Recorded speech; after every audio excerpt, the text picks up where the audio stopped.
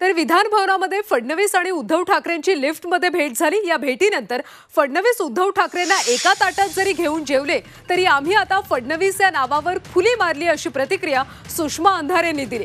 तसंच त्यांनी एका लिफ्टमधून प्रवास केला, हा फक्त योगायोग होता, यावरून ते एकत्र आले असा अर्थ होत नाही असं देखील अंधारे म्हणाले।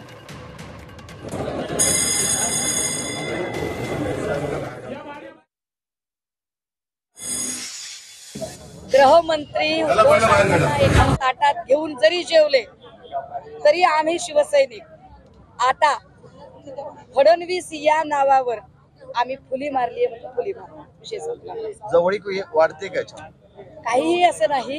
अहो, योगायोगाने लिफ्ट आपल्याकडे नाही येत 550, जर एका लिफ्ट मधनं ते गेले याचा अर्थ काय? लगेचच उद्या जर आम्ही एखाद्या लिफ्ट मधनं इथल्या एखाद्या भाजपच्या नेत्यासोबत गेलो याचा अर्थ सुषमा अंधारेचा काय भाजपमध्ये प्रवेश करून मोकळे व्हाल काय?